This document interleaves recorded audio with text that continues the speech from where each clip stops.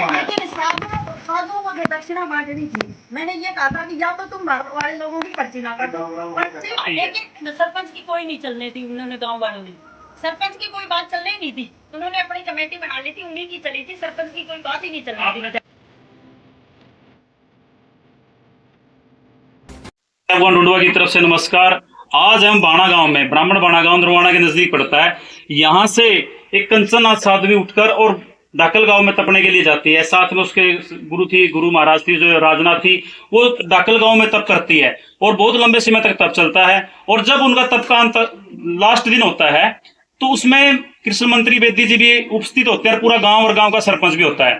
तो आज इन्होंने एक आरोप लगाया है राजनाथ जी ने कि दाखल गांव में हमने तब किया और जो पैसे की कलेक्शन हुई वो पैसा गांव ने रख लिया, उसका हमने उस पैसे का प्रयोग नहीं कर सके। तो आदेश जी, आदेश क्या कहना है जी दाखल गांव के बारे में? जो आपका पैसा रखा है ना, सीधे डायरेक्ट बात ये है कि आपका पैसा रखा है, अपने आरोप लगाए हैं, उनके बारे में क्या कहना है? मेरा तो कहना यही है कि उन्होंने जगह जगह पर्ची काटने वाले बिठा दिए। उस दिन लाइनों में लग के भी हमारे गुरथली के लोग भी जा रहे थे, इधर आसपास के हमारे पर्सनल भगत भी जा रहे थे। उन्होंने सबने बताया आके क्या गुरु जी हम इतना पैसा दे के आए, वहाँ लाइन में लग के भी उनकी पर्चियां कटवा के दिए करने। इतना पैसा हमारे पर्सनल भगत भी दे के आए हैं। उस पैसे का हमारे पास कोई हिसाब किताब नहीं आया और उन्होंने सारा पैसा खुद रख लिया और ना ही भंडारे का अच्छे से अरेंजमेंट किया। साधु तक वहां से भूखे गए हैं। साधुओं को उन्होंने कोई 1 रुपया दक्षिणा नहीं बांटी। जो पैसा बांटा मैंने खुद बांटा, चाहे वो इसमें 17 लाख लग गया, चाहे 20 लाख लग गया, वो मैंने खुद किया अरेंजमेंट। और उन्होंने मेरे को यानी 1 पैसा भी बाद में ना ही तो वो हिसाब किताब दिया और ना ही उन्होंने पैसा दिया, सब पैसा रख लिया। उस दिन कम से कम 50 लाख रुपया आया था, वो सारा पैसा उन्होंने रख लिया और लास्ट में मेरे ऊपर इल्जाम लगा रहे हैं कि यहाँ से करोड़ों रुपया लेकर इकट्ठा करके लेके चली गई। लेकिन आप मेरे डेरे के हालात देख लो, मेरे पास आज भक्तों को बिठाने के लिए यानी जगह तक नहीं है। तो और यहाँ मैं 4 लाख रुपया कर्जा से करके आई हूँ डाकल गाँव से। राजनाथ जी, साध्वी जी, आपने बाणा गांव से को छोड़कर और इधर दाखल गांव में जाके आपने तपने का एक मन बनाया।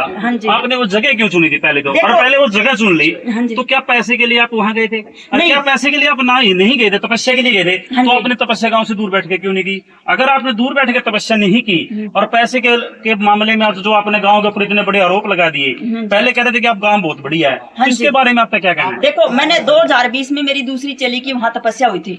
उस समय गाम राम ने इतना अच्छा सहयोग किया था, कोई मेरे साथ बहस विरोध नहीं था, कोई वो नहीं था। सारा यानी लेन देन भी मेरे हाथ में था, सब कुछ मेरे हाथ में था।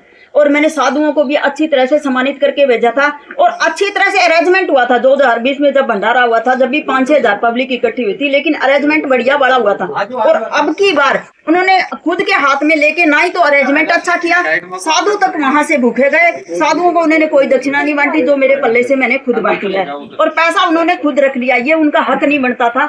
उन्होंने खुद की कमेटी बना के और खुद पैसा पैसे के लिए वहाँ गए? नहीं, हम पैसे के लिए नहीं गए थे। पैसे के लिए साधु दौड़ते हैं आजकल? नहीं, तो बिल्कुल नहीं दौड़ते हैं। लेकिन जो भंडारा करते हैं लास्ट में, उसमें अरेंजमेंट अच्छा होना चाहिए, साधुओं का मान सम्मान होना चाहिए, लेकिन वो चीज नहीं हुई। उस चीज का हमें दुख है। सरपंच साहब से हमारी बात हुई थी बीच में, जब आपका तब चला हुआ था उसमें बीच में बात हुई। सरपंच साहब ने कहा कि हम पूरा मान सम्मान के साथ भंडारे का संपन्न करेंगे और जितने भी श्रद्धालु आएंगे, गांव राम आएगा, आसपास इलाके के लोग आएंगे, हम किसी को भूखा नहीं जाने देंगे। आप कह रहे हैं कि वहाँ से भूखा गए हैं? हाँ जी, साधु भूखे गए हैं। क्या डाकल गांव में से ये काम हो सकता है? बहुत अच्छा गाँव था, आपने अपने मुख से बात कही है। लेकिन सरपंच की कोई नहीं चलने दी उन्होंने, गाँव वालों ने सरपंच की कोई बात चलने ही नहीं दी। उन्होंने अपनी कमेटी बना ली थी, उन्हीं की चली थी, सरपंच की कोई बात ही नहीं चलने दी। आपने जब कमेटी बनाई तो कमेटी को क्यों नहीं बोला कि आप कमेटी बना रहे हो और हमने ऐसा होने देंगे? अच्छा, हमने ये कहा था भी आप जब भंडारे के लिए अगर पैसा इकट्ठे कर रहे हो, उन्होंने पंचायत करी। पहले पंचायत में बात हुई थी भी साधुओं को दक्षिणा मैं दूंगी, भंडारा तुम गाम राम करोगे। तो उन्होंने कहा ठीक है, हम गाम राम भंडारा करेंगे। मैंने कहा फिर जो बाहर का पैसा आएगा वो मैं रखूंगी भी साधुओं की दक्षिणा के लिए,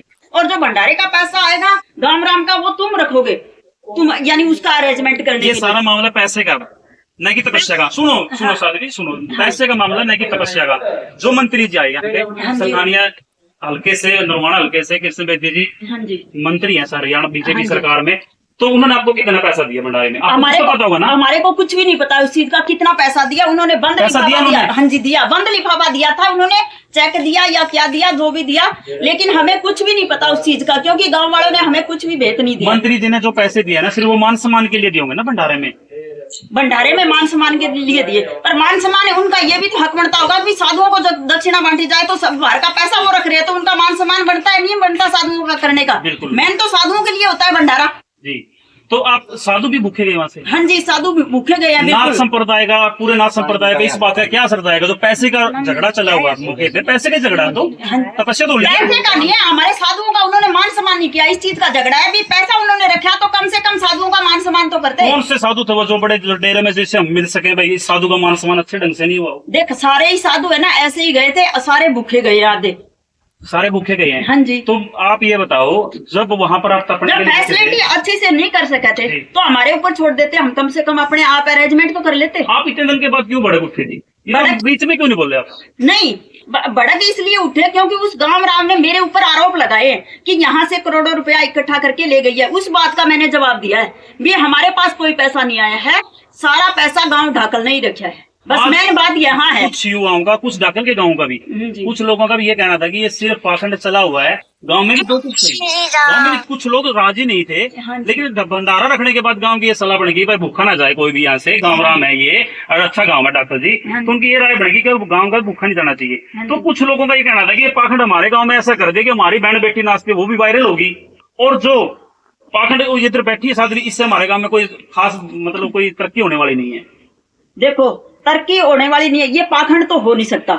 ये पाखंड हमारा कोई पाखंड नहीं था ना, तो हमें पूछा करते हैं ना, हम ना डलाते हैं पूछाड़ी की तरह। पाखंड तो वो या करे ना, साधु का कर्म है भक्ति करना, तपस्या करना, ये साधु का कर्म है। और फिर आप लोगों ने भी सबने देखा है वो धुने कितने नजदीक थे, क्या वो पाखंड था? जो नाथ संप्रदाय से पीर आते हैं, हाँ जी। जो पीर फकीर आते हैं, जैसे 8 पीर है